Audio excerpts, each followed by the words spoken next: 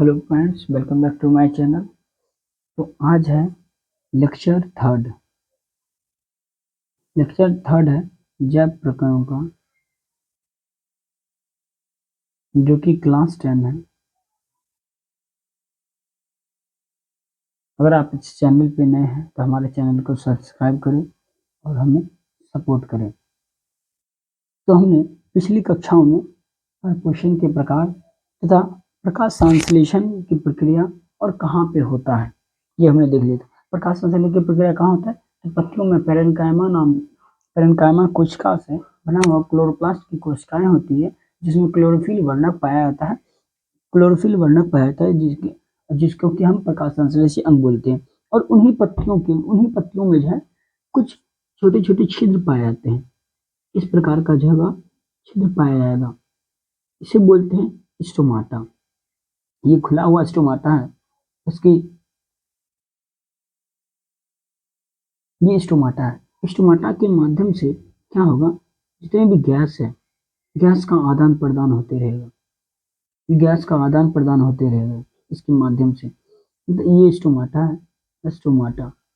Stomata या इसको रंध्र बोला जाता है। इसी क्या होगा, इस छिद्र के माध्यम से गैसों का आदान प्रदान होगा। किसकी विधि से? विसरण की विधि से गैसों का आदान प्रदान होगा। ये जो आपको दिख रहा है ये स्टोमाटा है। और यहाँ पे ये क्लोरोप्लास्ट है, ये सभी क्लोरोप्लास्ट है। और ये इसकी रक्षक कोशिकाएं हैं, जो कि इसको रक्षा प्रदान करते हैं। अब हमको प्रकाश संश्लेषण की क्रिया में किस किस पदार्थ का जरूरत होता है उसके बारे में समझना है। तो हमारा टॉपिक क्या होगा कि प्रकाश संश्लेषण प्रक्रिया के लिए आवश्यक पदार्थ। हमने प्रकाश संश्लेषण का प्रक्रिया देखा, तो हमें किस किस चीज का जरूरत था? कार्बन डाइऑक्साइड, जल, सूर्य का प्रकाश और क्लोरोफिल। तो हमें किस किस चीज का जरूरत पड़ता है? पहला नंबर में हमारा है क्लोरोफिल।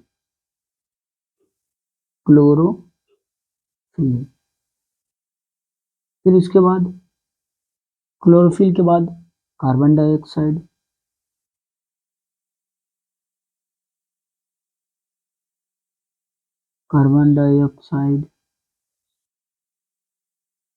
को इस प्रकार से CO2 बोल सकते हैं। तीसरा नंबर किसकी जरूरत होती है? जल की जरूरत होती है। और चौथा नंबर सूर्य का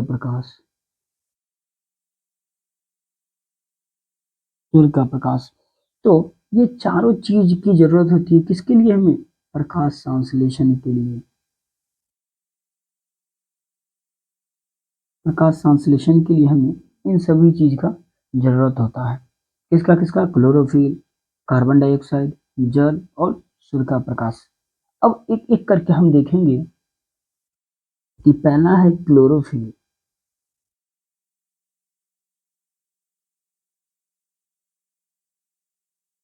क्लोरोफिल तो हम जानते हैं कि ये हरे पेड़ पौधा में होगा। हरे पेड़ पौधा, ये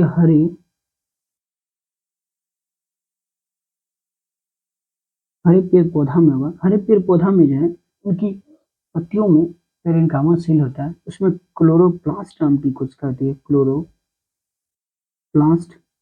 क्लोरोप्लास्ट नाम की कोशिका होती है और उसी में पाया जाता है हमारा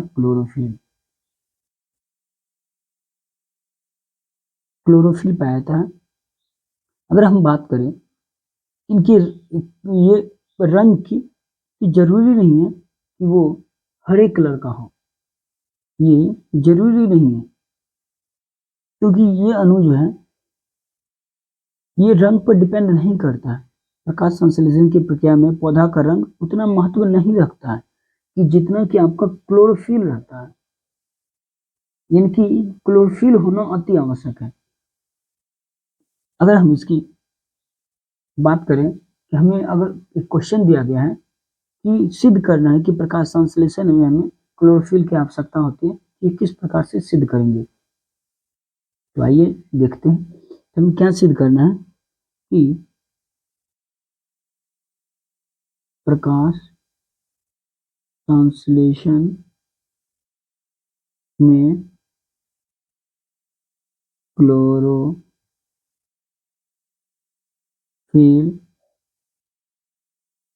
आवश्यक है। इनको सिद्ध करना है कि प्रकाश संश्लेषण में क्लोरोफिल आवश्यक है। तो इसको सिद्ध करने के लिए सर्वप्रथम एक कॉलियस का हम पत्ता लेते हैं। कॉलियस का पत्ता कहने का मतलब एक ऐसा पत्ता जो चित्तीदार है, हमने उसका पत्ता लिया। कॉलियस का पत्ता यहाँ चित्तीदार पत्ता है, तो जितने भी ये चित्तीदार पत्ता है, हमने एक पत्ता लिया कॉलियस का,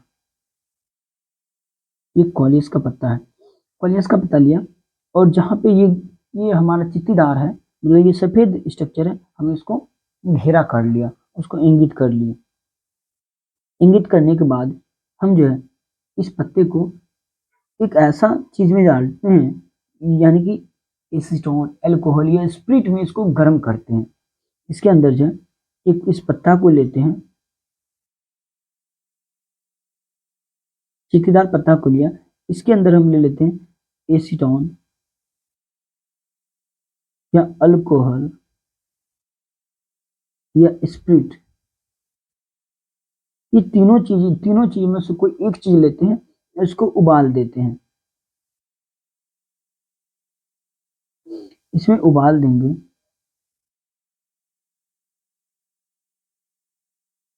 उबालने के बाद उस पत्ता को हम कुछ ठंडा होने के बाद बाहर निकालेंगे उस पत्ता को, और पत्ता को बाहर निकालने के बाद इस पे हम आयोडीन का छिड़काव करेंगे।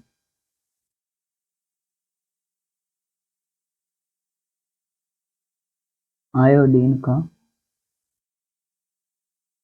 छिड़काव, जब हम इस पे आयोडीन का छिड़काव करते हैं तब हमें नजर आता है कि जहां जहां सफेद भाग था, चित्तीदार था, तो जहां जहां इसका सफेद भाग था उसका कलर नीला नहीं हुआ, लेकिन जहां पे हरा कलर था वहां पे वो नीला हो गया, क्योंकि नीले रंग का, यहाँ नीले रंग का धब्बा देखने को मिला। नीले रंग का धब्बा देखने को मिला। नीले रंग का धब्बा यह बताता है कि वहां पे पहले जो है आपका ग्लूकोज का निर्माण हुआ होगा, ग्लूकोज का निर्माण हुआ होगा, पहले ग्लूकोज का निर्माण हुआ होगा। और व्हाइट वाले भाग में कोई कलर देखने के लिए नहीं मिलता है। इससे यह पता चलता है कि उस भाग में जो है प्रकाश संश्लेषण की प्रक्रिया नहीं हुआ होगा। इससे यह पता चलता है कि प्रकाश संश्लेषण की प्रक्रिया होने के लिए क्लोरोफिल का होना अत्यंत आवश्यक है और जरूरी है, क्योंकि अगर क्लोरोफिल होगा तभी प्रकाश संश्लेषण की प्रक्रिया होगा, तभी जो है ग्लूकोज का निर्माण हो सकता है।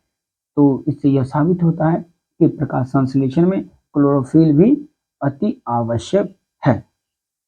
दूसरा घटक की बात करें तो हमारा दूसरा घटक है कार्बन डाइऑक्साइड।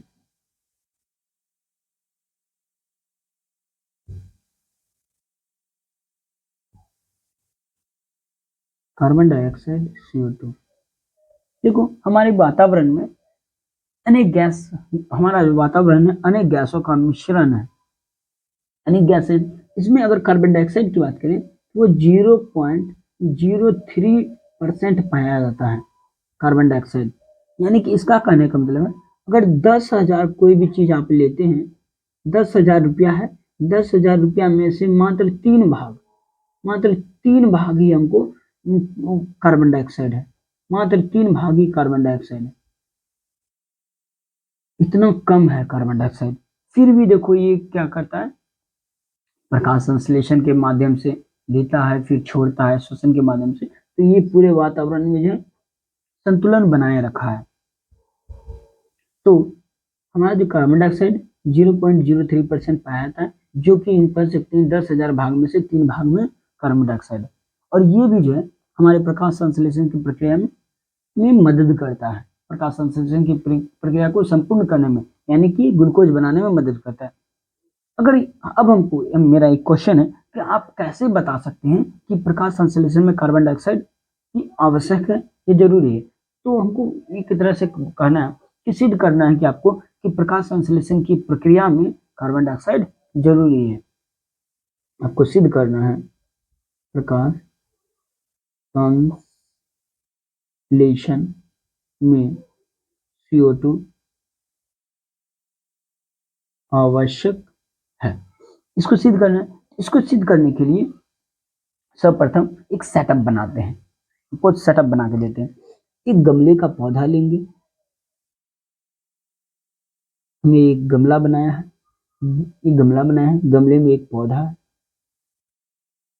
ये पौधा में तो स्वाभाविक पत्ती होगा, ये पत्ती है।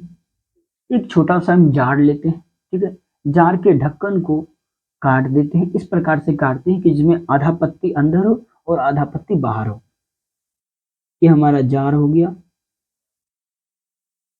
और उसकी ऊंचाई पर कुछ रख देते हैं ताकि वो जार जो है नीचे की ओर न धसे। ये पत्ता है, और इस जार के अंदर हम KOH का टुकड़ा ले लेते हैं। KOH का टुकड़ा क्या करता है कि जितने भी कार्बन डाइऑक्साइड इसको अवशोषित करने का ये कार्य करता है KOH, और इसको सूर्य के प्रकाश में हम रख देते हैं। इस सेटअप को जब हम सूर्य के प्रकाश में रखेंगे, सुबह से शाम होने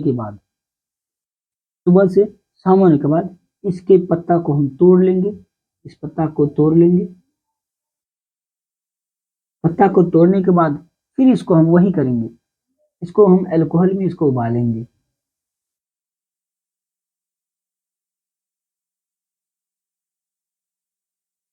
अल्कोहल में उबाल लेंगे। अल्कोहल में उबालने के बाद इस पत्ते को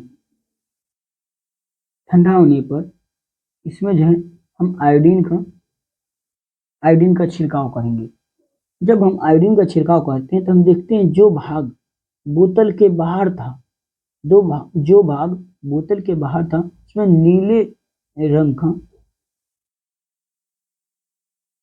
नीले रंग का धब्बा बना, और जो अंदर था उसमें कोई धब्बा नहीं बना। तो इसका मतलब इससे ये पता चलता है कि OH ने इसके अंदर वाले भाग से जितना भी CO2 था उसको अवशोषित कर लिया।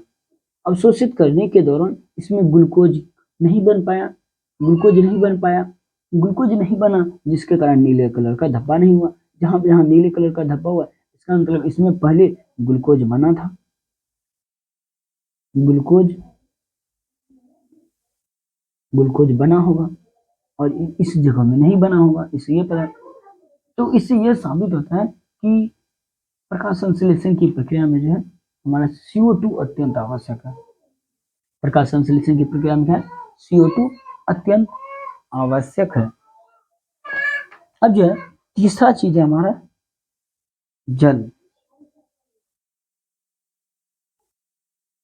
तीसरा है जल। तो जल तो स्वाभाविक, देखो पृथ्वी पर जितने भी पेड़ पौधे हैं, जल के बिना सब अधूरा है। जल के बिना ये कुछ नहीं कर सकते हैं।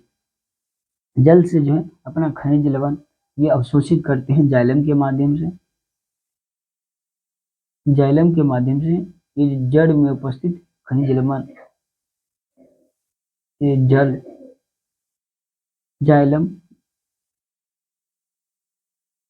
जाइलम के माध्यम से जल का अवशोषण होता है। जल में खनिज लवण होते हैं, नाइट्रोजन, फास्फोरस, कैल्शियम, मैग्नीशियम, ये सभी पदार्थ जो है जाइलम तत्व के माध्यम से अवशोषित होते हैं और पौधों के विभिन्न भागों तक पहुंचाया जाता है।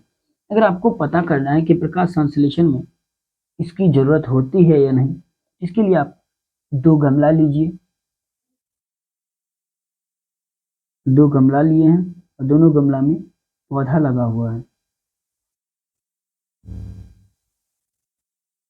दोनों गमला में पौधा लगा हुआ है। तो एक गमला नंबर 1, गमला नंबर 2, इसमें जो है प्रत्येक दिन पानी डालते हैं, और इसमें प्रत्येक दिन इसमें पानी नहीं डालेंगे तो देखेंगे कुछ समय के बाद ये मुरझाने लगेगा।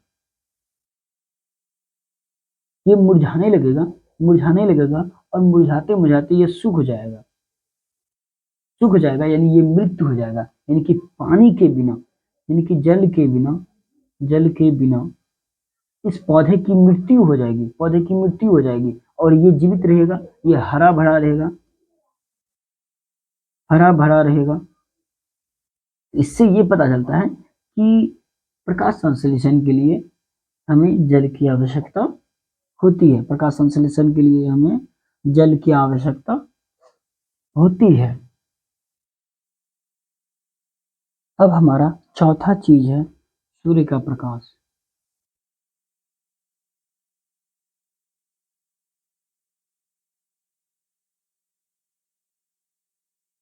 देखो, अब जो हम बताना है सूर्य का प्रकाश कि प्रकाश संश्लेषण में इसका क्या क्या महत्व है सूर्य का प्रकाश का। तो हमें तो पता है कि सूर्य के प्रकाश में जो है अनेक सौर ऊर्जा मौजूद रहता है और वो क्या करता है, उस एनर्जी को, सूर्य के प्रकाश की एनर्जी को हमारे पत्तियां जो है, पत्तियां में क्लोरोप्लास्ट है, वो उसको अवशोषित करता है, उस प्रकाश को अवशोषित करता है और प्रकाश संश्लेषण में मदद करता है।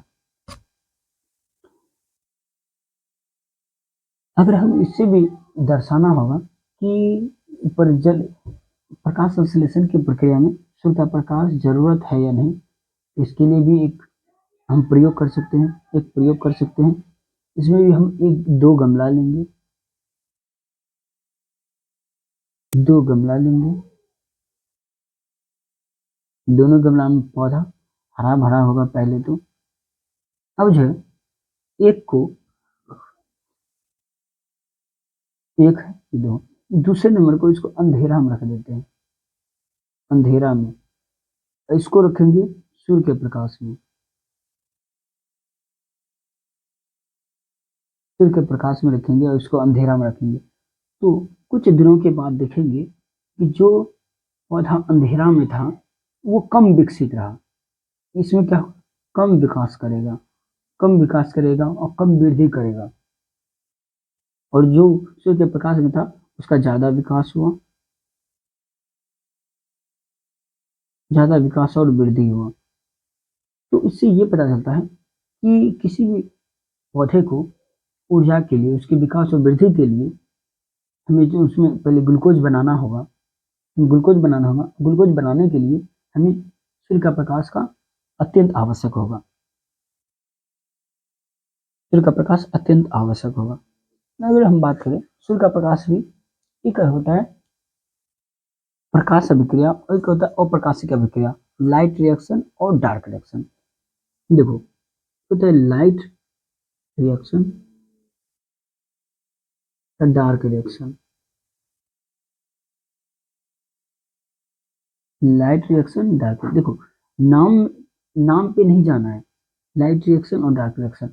डार्क मतलब देखो लाइट तो ये सूर्य के प्रकाश में होगा, डार्क रिएक्शन जरूरी नहीं कि वो अंधेरा में ही हो, ये जरूरी नहीं है, ये वो इस पे प्रकाश पे डिपेंड नहीं कर रहा है। लाइट रिएक्शन के प्रेजेंस में ये ग्लूकोज बनाएगा और ये जो प्रक्रिया है लाइट रिएक्शन, ये प्रकाश की उपस्थिति, हम खाते प्रकाश का जरूरत होता है सूर्य का प्रकाश, प्रकाश संश्लेषण में सूर्य का प्रकाश जरूरी। देखो सूर्य का प्रकाश क्या करता है कि सूर्य का प्रकाश क्या करेगा, जितने भी ये विकिरण है, उस ऊर्जा है, वो ऊर्जा को रासायनिक ऊर्जा में बदलेगा, प्रकाश की ऊर्जा को ये रासायनिक ऊर्जा में बदल के हमारे जितना भी जल है, जल को तोड़ेगा, जल को तोड़ के हाइड्रोजन और ऑक्सीजन बनाएगा, हाइड्रोजन और ऑक्सीजन बनाएगा, हाइड्रोजन और ऑक्सीजन, ऑक्सीजन जो है वो बाय प्रोडक्ट के रूप में बाहर निकल जाएगा और ये हाइड्रोजन कार्बन डाइऑक्साइड के साथ मिलके, ये हाइड्रोजन कार्बन डाइऑक्साइड मिलके के साथ मिलके ग्लूकोज का निर्माण कर देगा, ग्लूकोज का निर्माण कर देगा इन प्रकाश की उपस्थिति में। इसमें दो रिएक्शन होता है, एक लाइट रिएक्शन और एक डार्क रिएक्शन, एक लाइट रिएक्शन और एक डार्क रिएक्शन। लाइट रिएक्शन क्या होगा, जो प्रकाश की उपस्थिति में होगा, और डार्क रिएक्शन जो प्रकाश की अनुपस्थिति में होगा, जरूरी नहीं कि अंधेरा में होगा, इससे प्रकाश का इसमें अनुपस्थिति होना चाहिए और इसमें प्रकाश की उपस्थिति होना चाहिए। और हम प्रयोग द्वारा भी समझ सकते हैं कि सूर्य का प्रकाश जरूरत है या नहीं। हम दो गमला लेंगे, दो गमला लेंगे, एक को अंधेरा में रखेंगे, एक को अंधेरा में रखेंगे और एक को जो है सूर्य के प्रकाश की उपस्थिति में रखेंगे। जो अंधेरा में रहता है वो कम विकास और वृद्धि करेगा, क्योंकि उसे सूर्य का प्रकाश नहीं मिल रहा है, और जो हमने सूर्य का प्रकाश में रखा है वो ज़्यादा विकास और विकसित करेगा। दोनों की जब तुलना करेंगे तो देखेंगे एक नंबर गमला जो है वो ज़्यादा विकास और विकसित किया है, मतलब ये सूर्य के प्रकाश में था, यानी कि इसमें क्लोरोफिल यानी कि इसके अंदर ग्लूकोज का निर्माण हुआ, और इसकी ये अंधेरा में था, इसमें बहुत ही कम मात्रा में विकास हुआ और बहुत ही कम मात्रा में ग्लूकोज का निर्माण हुआ। तो इससे यह साबित हो रहा है कि प्रकाश संश्लेषण की प्रक्रिया में जो है प्रकाश संश्लेषण की प्रक्रिया में जो है सूर्य का प्रकाश अत्यंत आवश्यक है। सूर्य का प्रकाश का क्या करता है, तो वो जो विकिरण ऊर्जा है, विकिरण ऊर्जा को लेगा, विकिरण ऊर्जा को ये रासायनिक ऊर्जा में विकिरण विकिरण ऊर्जा को रासायनिक रासायनिक ऊर्जा में परिवर्तित कर देगा, और रासायनिक ऊर्जा में परिवर्तित करने के कारण ये जल को तोड़ देगा। जल को तोड़ेगा किसमें, हाइड्रोजन और ऑक्सीजन के रूप में, और ये हाइड्रोजन जो है कार्बन डाइऑक्साइड से मिलने के बाद ये ग्लूकोज का निर्माण कर देगा, जो कि एक जटिल अणु है, और ऑक्सीजन जो है बाय प्रोडक्ट के रूप में बाहर निकल देगा, C6H12O6, ये हमारा ग्लूकोज हो गया, और ये बाय प्रोडक्ट के रूप में बाहर निकल जाएगा। तो इस प्रकार से हमारे प्रकाश संश्लेषण की प्रक्रिया में क्लोरोफिल आवश्यक है, कार्बन डाइऑक्साइड आवश्यक है, जल आवश्यक है, और सूर्य का प्रकाश भी अत्यंत आवश्यक